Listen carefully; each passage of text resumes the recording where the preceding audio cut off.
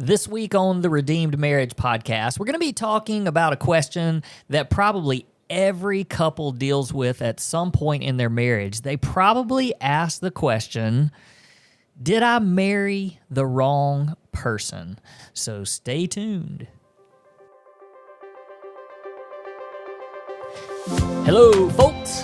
Welcome back to another episode of the Redeemed Marriage Podcast. This is Rusty and Heather Bryant.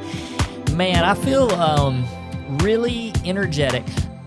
Before we jump in to today's topic, I wanted us to just quickly, we have been talking about this rebrand thing. People out there are going, y'all are so full of it. There's no rebrand. But here's the thing that I kind of want people, when we do this finally in a few weeks, there's going to be some little minor changes. And so I didn't want people to be like expecting something just like this big thing, but there's lots of little things that are going to be happening. So I thought we'd give people a little bit of a heads up of kind of what's going to happen, really what we've been going through since January. And we're going to do a podcast about the rebrand and why, we chose the things that we did and why the branding company worked with us and the things that they chose. So we don't want to get into all that. But the biggest change is that there's going to be a new logo, a new look. So that's the biggest thing. And that's kind of obvious. I mean, I guess if you rebrand, that's kind of what you do. But the other thing is, and this is what I want to give people a little bit of a heads up on. So all of our social media has normally, you've noticed us as Three Strands Marriage Ministry. But where we're rebranding is everything's going to be under the Redeemed Marriage. So you're still going to be able to find us, still going to have that same content. But then along the way, we're going to be rolling out some new resources and obviously we're going to have new merchandise and things. So just kind of giving our listeners a little bit of a heads up about what to expect, because we got them pictures made last week. Yeah, we did. In the 110-degree weather. Oh, my goodness. It was so hot. But the good news is when you look at pictures, you can't tell whether it's hot or not. That's right. It's going to look like a beautiful summer day. Oh, yeah. Mm-hmm. Or winter, because we even threw on... Yeah, no, not winter, because there's green. That's true. Yeah. But we did throw on a little bit of long sleeve. Long sleeve. Mm-hmm. In the 110-degree weather. Yep. So we are excited. And a couple of things that we're most excited about too. Our marriage coaching. That's when we're really going to start pushing that out. And some of you have already kind of jumped on that. That is one of our favorite things to do, and that's going to be something that we're really going to start pushing out a lot more here in the next couple of weeks. So just be on the lookout for all that. And that's all I'm going to say about that, because we've got a topic that we're gonna jump into this. And I think the reason why I feel so energetic about it is because of the way that we just did this. So we have a small group. Yep. And our small group meets on Sundays. Mm-hmm. A lot of the times we do our podcast before our small group comes over. Yep. And we lead this small group. And I say we lead it, but we facilitate. We facilitate. Mm-hmm. What a great group. And so today we were about to come up and start recording our podcast. And I said, or one of us said, hey, why don't we just wait and throw out this topic? Because a lot of times we bounce things off. It's a marriage small group. Mm-hmm. And so obviously, and so we talk a lot about the topics that we talk about on here. We get some feedback and stuff from them. And so we just decided to throw out this topic to them. And it was so good. It really was so good. Like, I don't know how we're going to be able to actually talk through all this. Mm-hmm. But we're going to try. We're going to do it. We're going to do it. Mm-hmm. So where we landed was this question of, can you marry the wrong person? And like, what happens? Because look, if you've been married for longer than 24 hours, then you have probably thought to yourself, did I marry the wrong person? Mm-hmm. Did I make a mistake? And, we got into all is there just one person out there for you? And, do you have a soulmate? Soulmate. We talked about that some too. So there's a lot to this. It's more than just the question. So let's dive in. Where we starting? Yeah, so I think we should start. There's going to be two kind of bigger topics. What I love about this is that you're like organized. You tried to organize. You even said a while ago, so when we talk about this, I'm like, who are you? You don't. Well, I just think that there's two really big parts of it. One is, did I marry, like, in the umbrella of did I marry the wrong person? We're going to talk about do you think there's just one person for you? Like, do you think the fairy tale is true that there's just your soulmate and you just have to find them?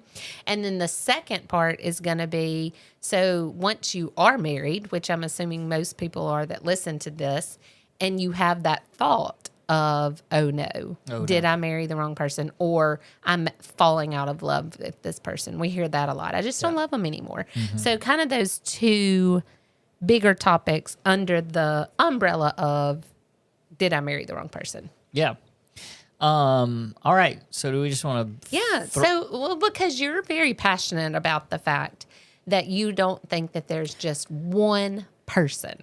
Yes, but let's be clear in that my belief and thoughts on this have changed significantly over the years. That's true. So explain how that happened. Yeah. So first of all, I grew up.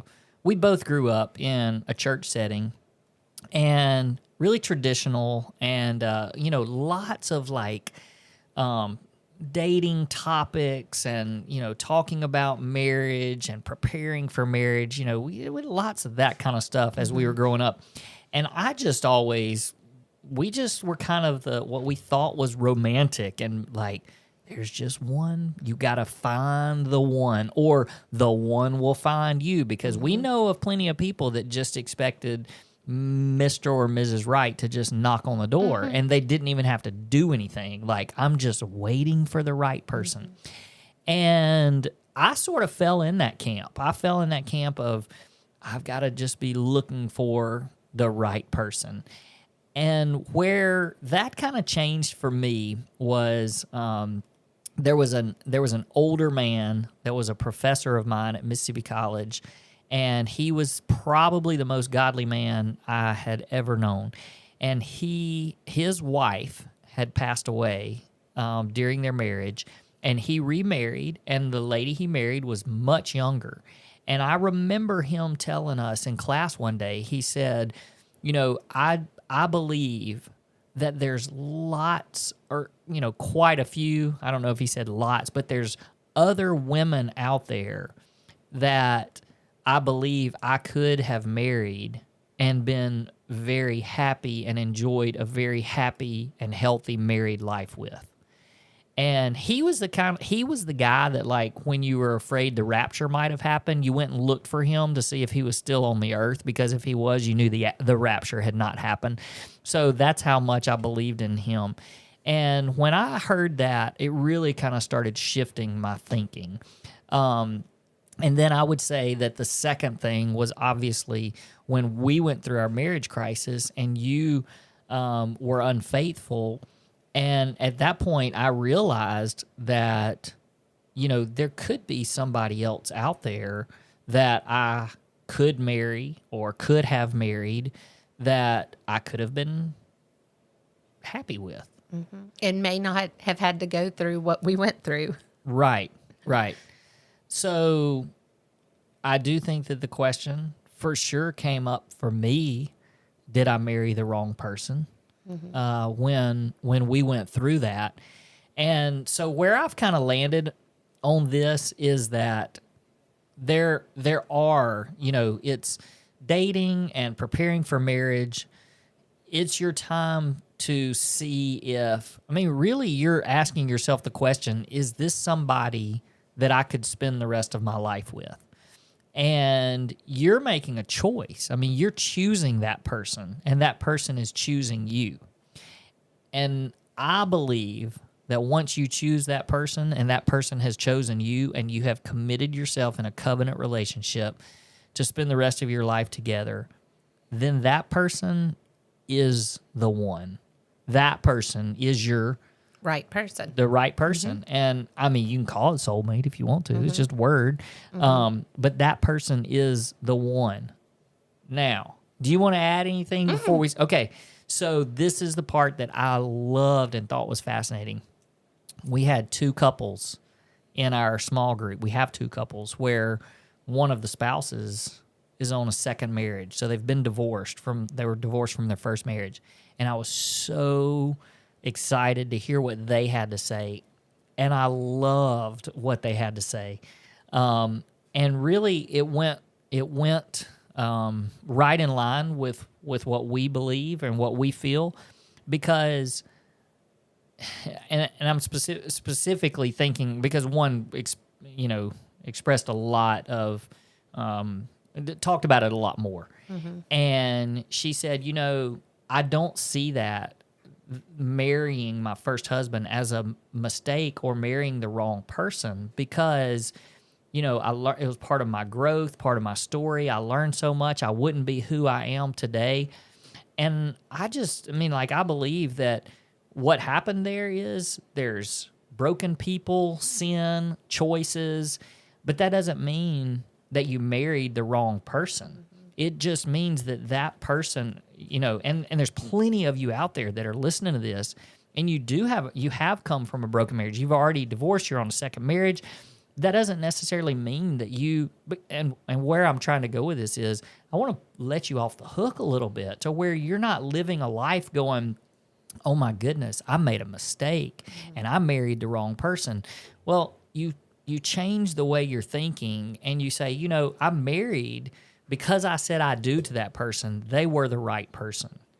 And then whatever happened, sin got in the way, the person changed, was not repentant. I don't know everybody's story, but that doesn't mean that it was the wrong person. It doesn't mean that you made a mistake. It means that there was sin, broken people, and that changed to the point where you're no longer married. And because if you think that there's only one person for you, then what happens when your spouse dies?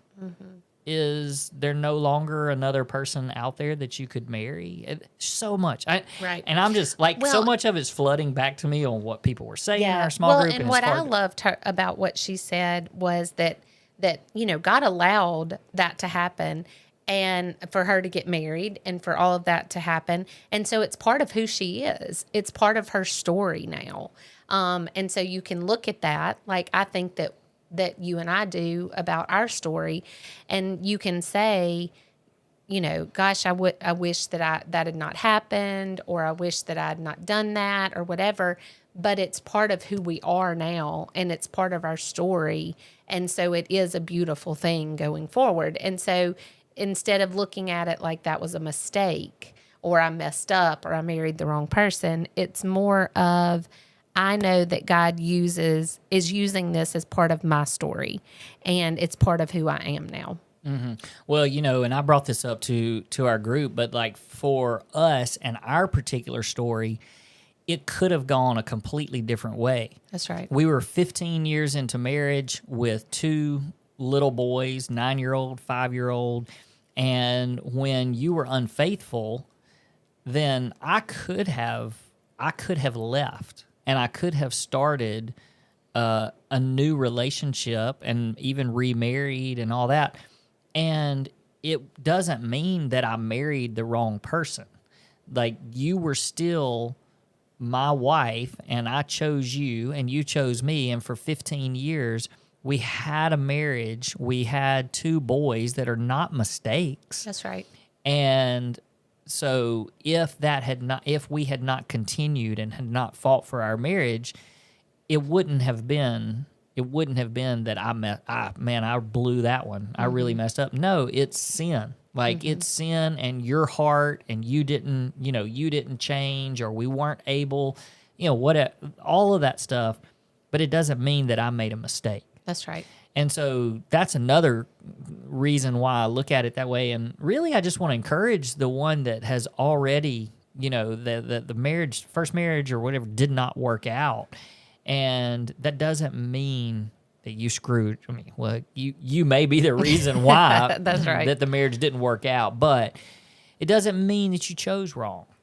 Now, we did stop and talk about how there are some factors that go into before you get married. That's right.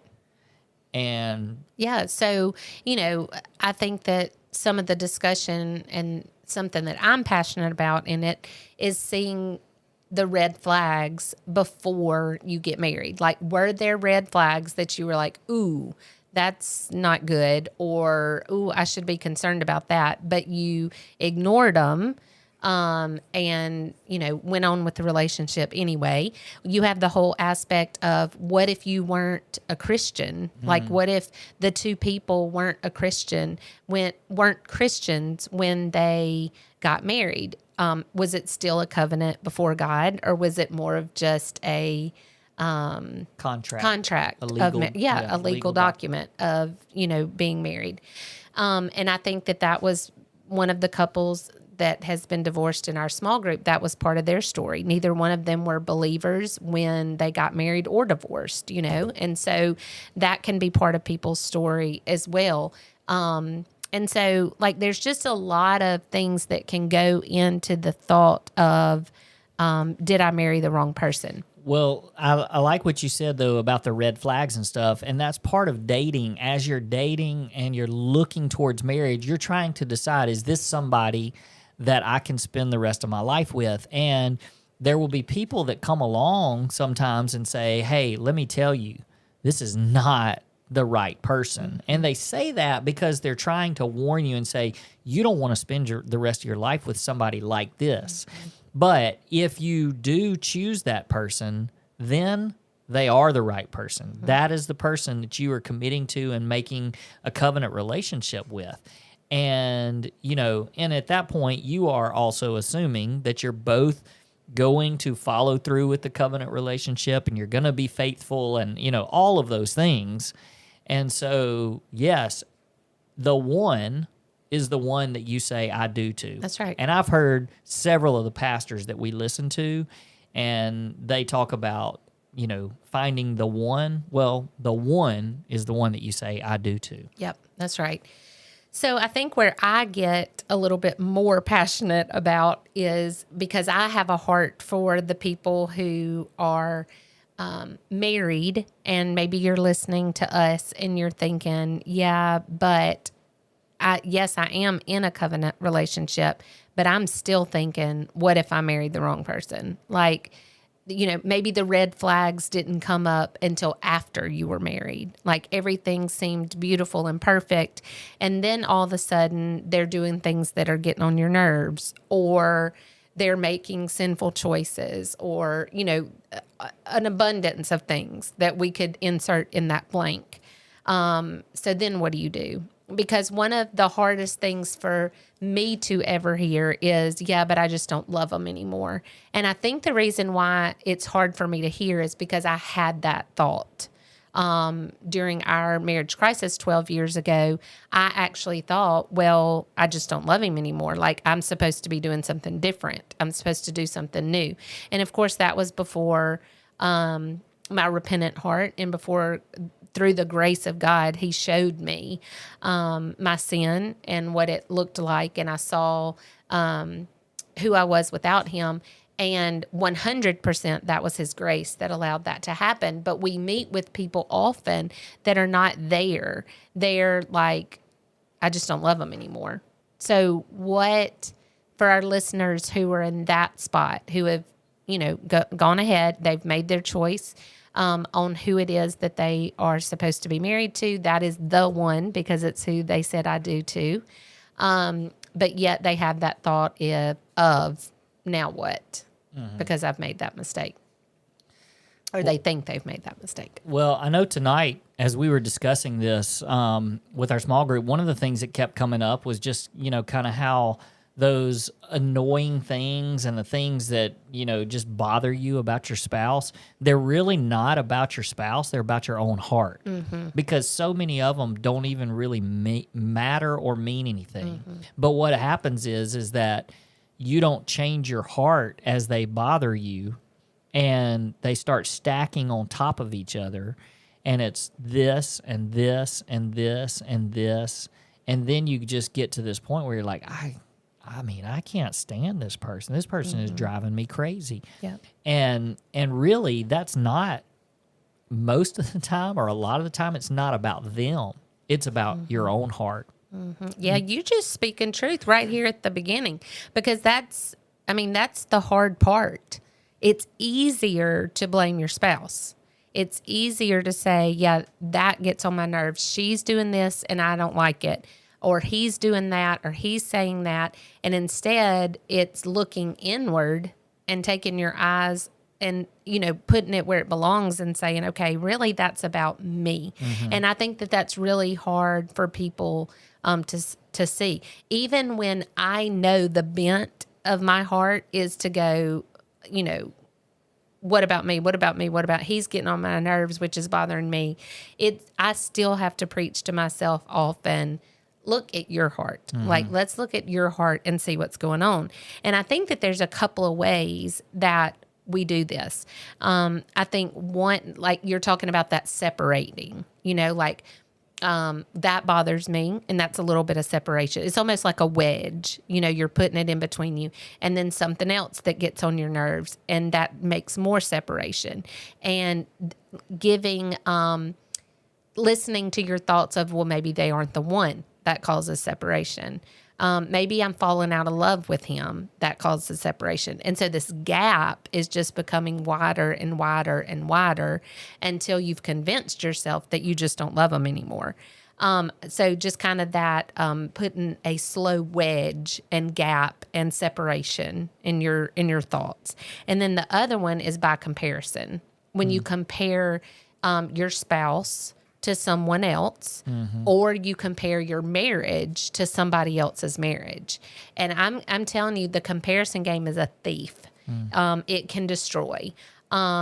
Because most of the time what you're comparing your marriage or your spouse to is not truth. It's not real life. It's what they want you to see.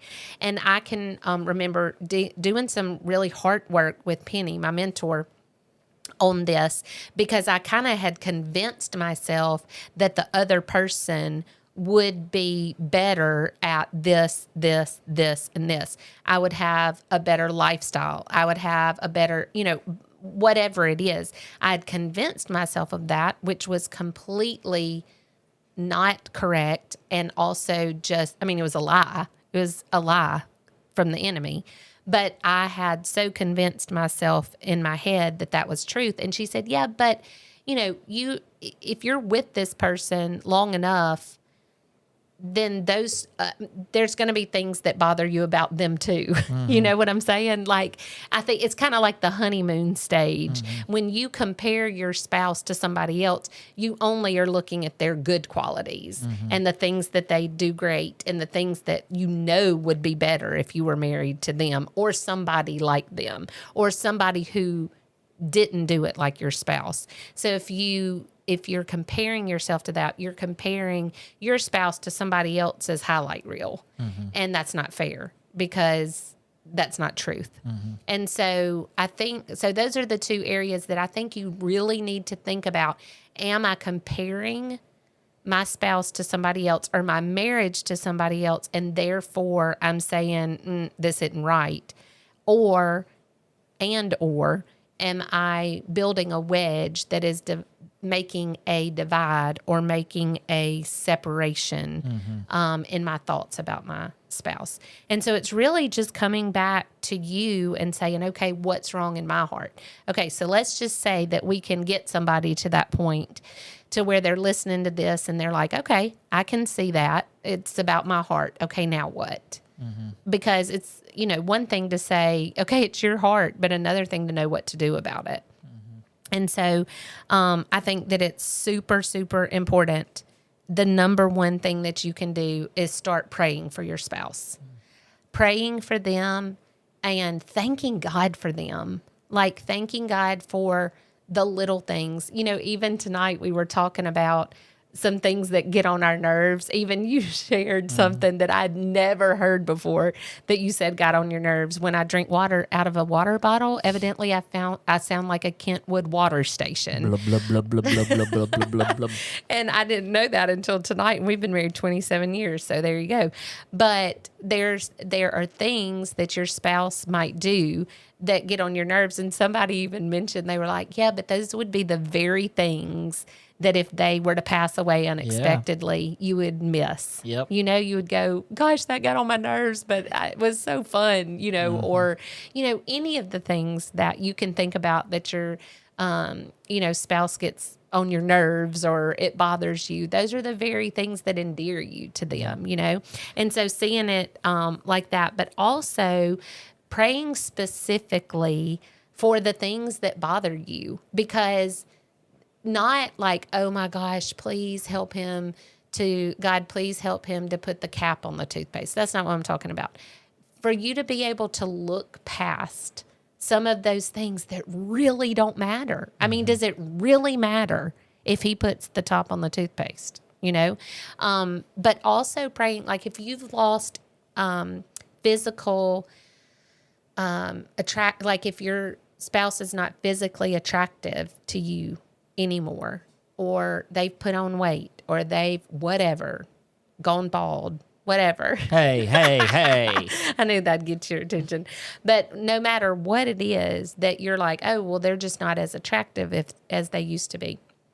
You're praying not that they're going to lose weight or that they're going to grow hair or whatever. You're praying that your eyes will be changed, that God would allow you to see their heart, or that God would allow you that God would make you physically attracted to them again. I don't think that that's wrong. I think that it's that you can pray for things like that. And when you pray for your spouse and pray for your heart towards your spouse, there will be change. You can't pray for somebody like that and continue to be disgusted or frustrated or, you know, whatever the word is that you think is driving you crazy. Well, all those little things, sometimes we just bring them up because we're just mean people. That's right. And and where you really have to, what you really have to do is stop and say to yourself, does it really matter? Like you said. And so, like, does it? It's one thing to point something out in a loving way, or hey, you know, I don't know, I'm just throwing something out there because this doesn't apply to us, but. Well, maybe this applies to us. A lot of times when we fold clothes, we do that together, but my clothes get stacked up and they don't always make it from the stack to the drawers. And that probably drives you crazy. And you could say, why don't you ever put your clothes up? It drives me crazy. You don't.